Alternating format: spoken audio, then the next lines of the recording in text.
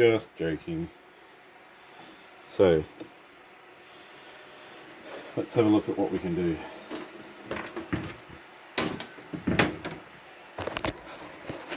Alright, I've noticed that this cage is riveted in, so we're going to go about de-riveting this.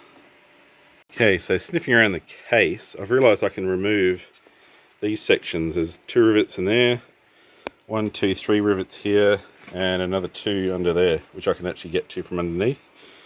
So let's drill them out.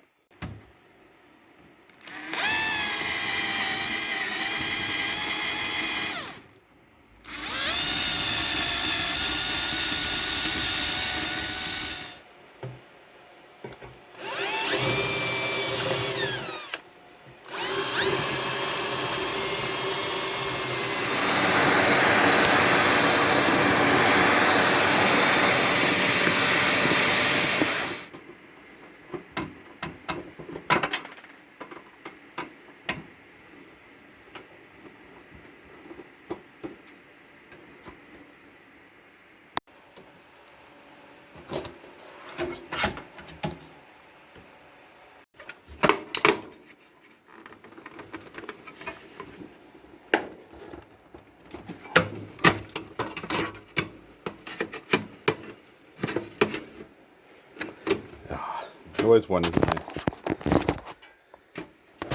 One more rivet.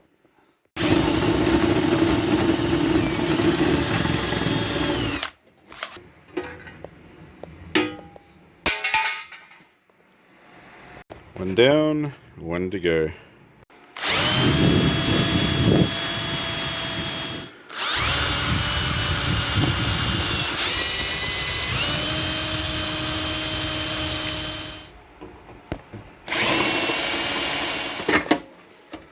One, 2, 3.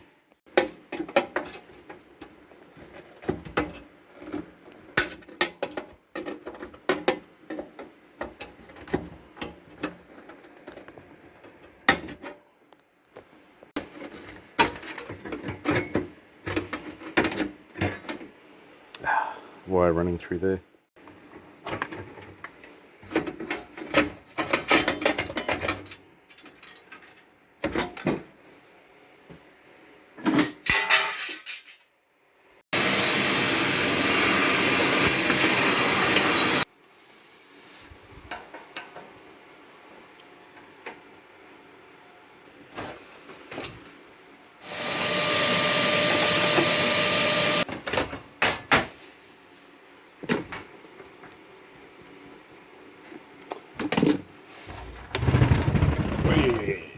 It's alright, no mechanical hard drives in there. So, there we go, look at that. All the room we need for oversized video cards. So I'm just gonna, I don't know, this is a crappy old fan. This case is designed where you can kind of get to the fans from the front, so obviously want to put some better cooling in this at some point, but just for now, I'm just gonna leave it as it is and probably get some nice fans to put in there, not crappy ones that I got laying around. So I'm just going to tidy this up a bit, and let's put our 3080 in there finally. Let's tidy up a bit. So the only straggler is this hard drive, which I could put in the removable cage, but I don't know, it can just hang out at the bottom of the case for now. It doesn't even get hot. So let's just work out what cables I am not using and put this 3080 in. So comment on my cable management. This isn't one of those cases where you can tuck everything nicely behind there. So I'm just going to have to kind of move it out the way. Yeah. Well, it doesn't have a clear side anyway, so no one's going to see it. Just me. Alright, so we've created enough room for that video card to slot in there. Just cable tied it out the way. It's good enough for now. You can just float around down here. So I'll come back and tidy this up, put more fans in it like I said. So let's get that card in. Oh, don't drop it. One-handed video card installation.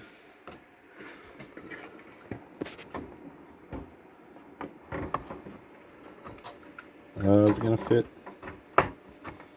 Oh, look at that. Beauty. Oh, heaps of room. I could put a bigger video card in there even. Alright, let's finish that up. Yep, so she's all clipped in. So let's get those screws in. PCI Express slots. Or slot. I have to make like a little bracket thing just to reinforce it. And, for now, feels like it'll be alright. Make sure both the screws are in. Oh, I did double check too off camera, just to make sure there's no metal shavings or filings around. Yeah, last thing I want is bits of metal ending up on my $1,000 video card. So, I wonder if I should reinforce that. Wow. I think it'll be alright. Kind of pushed. Yeah. You think that, these things cause such a problem. How hard would it be to make some kind of clip thing here where you can install like a universal bracket? I don't know. We'll figure that out later. But for now, let's get the case back on and fire up for some testing. Will she run on the 550 watt? Let's find out. Almost forgot to plug all the power in. So let's do that first, shall we? So we got, and we're done.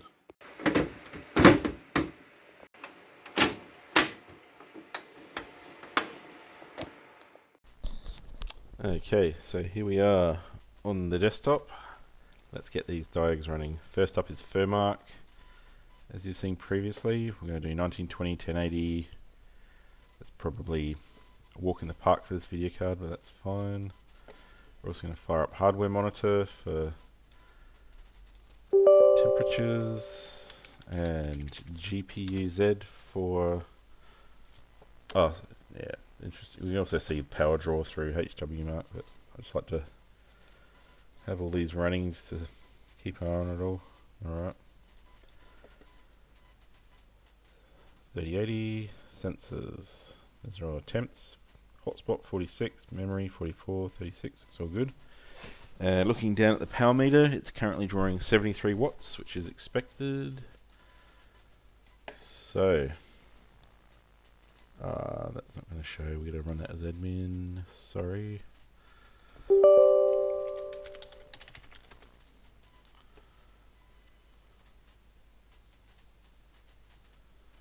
Waiting.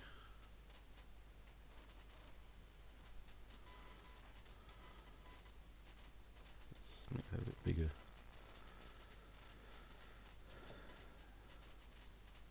Alright, we do that after. Let's go GPU stress test. And what else we got? CPU burner. Alright, so let's start that first. CPU is burning. And our power draw is exactly 150 watts. As we can see, that's all it's running. Power draw. Oh, it's going up to 144, 145. Okay, so 142 watts. So let's add the video card to the mix. Okay, the big moment. Let's press GPU stress test. Okay. In progress, and it's running. It's a bit chunky. That's better. I can hear interference on the headset. Alright, what do you think the power draw's at? No way. So it's very much doing quite good.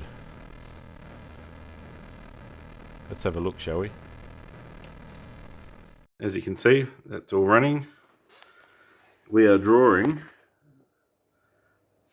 445, that 423, 433. That's well and truly in the green. For a gold rated power supply that's reasonable quality, yeah, you can run them at 550 watts, not like the cheap crappy ones, but 500 would have been my kind of limit, but that's I'm pretty happy with that. So that's the CPU running flat chat and the GPU running with Firmark. Let's crank up the resolution on Firmark and see if we can get some more power draw though. Okay, so we're going to stop the 1080 test. We'll keep the CPU doing its thing. Let's go up to 4K or 2K. 4K.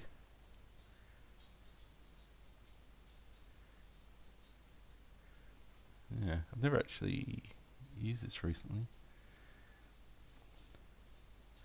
Which one should we? Let's just do. Let's go all out. Do the highest and test. Go. Oh wow. All right. So what's the power draw on that? Oh yeah, that's a little bit more. Let's go have a look, shall we? That's the full screen Firmark running at the highest res possible. And we are drawing 493 watts. So that's with the CPU pegged to the wall at 100% and the GPU running the highest resolution on Firmark. That's under, it hasn't even touched on 500 watts.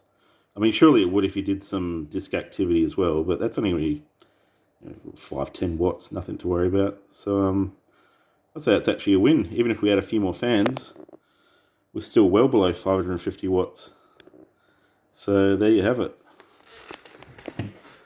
You can run a 3080 on a 550 watt power supply. So there you have it. Alright, I shall catch you next time.